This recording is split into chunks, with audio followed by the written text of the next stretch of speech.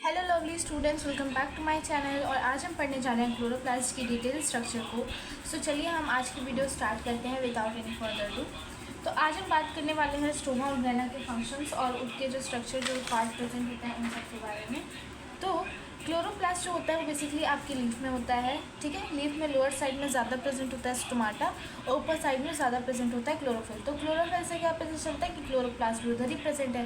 तो अगर आपसे कोई पूछे तो आप ये कहोगे कि the amount of stomata is present in the lower side the most but the amount of chlorophyll is present in the upper side the most, ठीक है। अब हम बात करते हैं कि क्लोरोप्लास्ट आखिर होते कहाँ हैं। तो जो स्टोमाटा होता है ना, मैं आपको एक स्टोमाटा का स्ट्रक्चर बता रही हूँ। जो स्टोमाटा होता है वो आपका कुछ ऐसे दिखता है,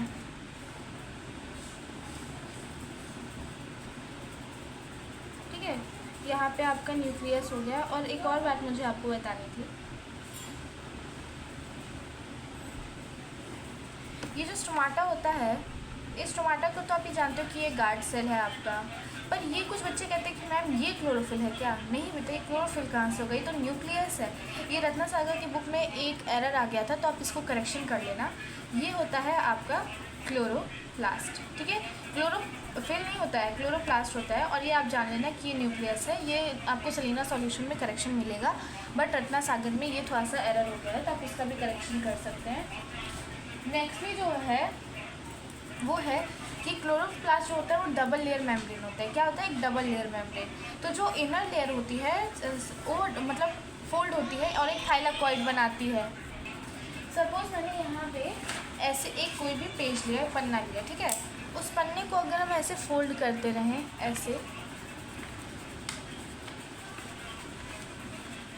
तो क्या बनेगा? एक ऐसे फोल्डेड टाइप का स्ट्रक्चर बनेगा, ठीक है। फोल्डेड टाइप का जो स्ट्रक्चर आपको दिख रहा है, ठीक है। और इसको और फोल्ड करेंगे तो और भी बनेगा। तो ऐसी फोल्डेड टाइप के स्ट्रक्चर को हम कहते हैं थाइलाकॉइड्स, जो स्टोमाटा में प्रेजेंट होता है, ठीक है। ठीक है, तो आपको ये पता चला कि थाइलाकॉइड्स क्या होता है। अब थाइलाकॉइड्स जो होते हैं वो एक दूसरे के ऊपर जब अरेंज होते हैं ना, तब उसे हम कहते हैं ग्रेनम, ग्रेनम या फिर ग्रैनम, ठीक है।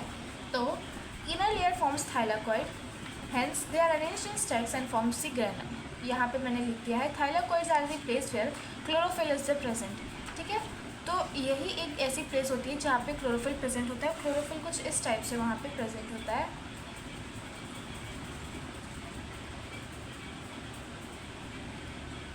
जहाँ यहाँ साइड में क्लोरोफिल होगा, इस साइड क्लोरोफिल होगा, ऐसे में क्लोरोफिल हमारा प्रेजेंट होता है, ठीक है। अभी हम बात करते हैं कि जो स्ट्रोमा होता है वो जेल लाइक स्ट्रक्चर होता है, ठीक है। अगर आप बुक खोल के देखते हो तो आपको यहाँ पे मैं एक इमेज दिखा दे रही हूँ, मेरे पास है ऑलरेडी। जो आपको पार्ट यहाँ पे दिख रहा है जिस पे डॉट डॉट टाइप के हैं, ये होता है आपका स्ट्रोमा। और स्ट्रोमा जो होता है वो जेल लाइक स्ट्रक्चर होता है जिसमें ग्रेनम प्रेजेंट होता है, ठीक है। अब आपको समझ आया कि ग्रेनम किससे कहते हैं और स्ट्रोमा।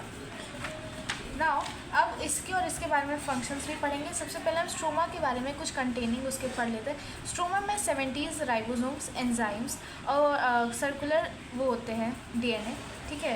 सर्कुलर डीएनए, आपने डीएनए देखा होगा, ऐसे ही होते हैं डीएनए, ऐसे करके। डीएनए से ही तो हमें पता चलता है कि how a child will look. उसके पेरेंट्स के डीएनए से ही एक चाइल्ड बनता है।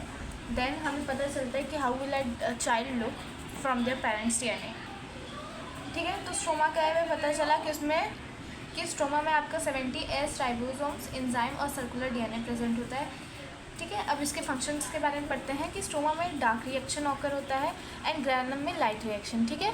आपको ये समझ आया कि स्ट्रोमा और ग्रैनम में क्या होता है। नाउ अभी हम बात करते हैं इसके साइज और शेप्स के बारे में। Chlorophyll molecules are large with the head size of 15 × 15 OA and a tall size of 25 OA, ठीक है। तो वो एक यूनिट है जो मेजर की जाती है माइक्रो थिंग्स को, ठीक है। A unit use to measure micro thing. ये आपको अभी 8 और 7 में नहीं पढ़ाया जाएगा। तो ये जो होता है ये आपको 7th 8 में नहीं पढ़ाया जाता है, पर ये आप जब ग्रेजुएशन या फिर 12th या फिर 11th में जाओगे तब पढ़ाया जाएगा, ठीक है। ये माइक्रो एक थिंग को वो करने के लिए, मतलब उसको मेजर करने के लिए ये यूज़ होता है, माइक्रोस्कोपिक थिंग को,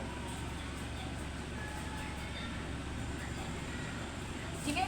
क्लोरोप्लास्ट की जो साइज़ होती है वो 5 to 7 यूपीएम प्रेजेंट होती है। इसको मेरे को उतना अच्छे से प्रोनाउंस आता नहीं है, आप ऐसे समझ लो। इन डायमीटर भी इसकी इतनी ही लेंथ होती है। तो मैं इसको गलत ना प्रोनाउंस करूँ, इसीलिए मैं आपको रिटन में लिख के दिखाती हूँ। जो क्लोरोफिल की जो साइज़ होती है ना, क्लोरोप्लास्ट की, सॉरी, जो क्लोरोप्लास्ट की साइज़ होती है वो डायमीटर में इतने से इतना थिक होती है, ठीक है। 1 से 2 ऐसे इसको बनाया जाता है, थिक होती है, ठीक है। और इसकी जो वो होती है, इसकी जो साइज़ होती है वो होती है 15 × 15 OA। ओके, आपको ये समझ आया? नाउ मैं आपको इसलिए नहीं प्रोनाउंस करके दिखा रही क्योंकि शायद से ये गलत हो जाए मुझसे, इसीलिए मैंने आपको ये बहुत ही सिंपल वे में समझाने का मतलब कोशिश किया ताकि मैं आपको रिटन वे में समझाऊँ। नाउ क्लोरोफिल के ABCDE टाइप्स होते हैं, मतलब कई सारे टाइप्स होते हैं, जैसे क्लोरोफिल, ल्यूकोफिल, ऐसे कई सारे, मतलब वो तो प्लास्टिड्स में होता है, क्लोरोप्लास्ट, क्रोमोप्लास्ट, ल्यूकोप्लास्ट, बहुत सारी चीज़ें। तो उसमें हमारे पास आता है क्लोरोफिल। क्लोरोफिल A और B होते हैं, वो मोस्ट कॉमन टाइप होते हैं क्योंकि ये ग्रीन और हायर प्लांट से पाया जाता है। हायर प्लांट्स मैंने आपको बताया पीपल ट्री, बैनियन ट्री, ये सारी चीज़ें, और जो प्रिमिटिव प्लांट्स होते हैं वो हर्ब एंड श्रब्स होते हैं, ठीक है। आपको ये समझ आया कि ABCDE टाइप्स के वो क्लोरोफिल होते हैं, उसमें से A और B सबसे कॉमन होते हैं। कौन से? A एंड B, ठीक है। तो आज ही था हमारा ये टॉपिक। आई होप आपको मेरी वीडियो अच्छी लगी होगी, बिकॉज़ मैंने सोचा कि जो टॉपिक्स मैं उस समय आपको अच्छे से डिटेल वे में समझाने की कोशिश नहीं हो पाई थी मुझसे उतनी अच्छी। इस बार मैंने अच्छी कोशिश की है और आपके लिए पूरे नोट्स बना के तैयार किए हैं। And thank you so much for watching my videos, keep do supporting me like that, and bye bye.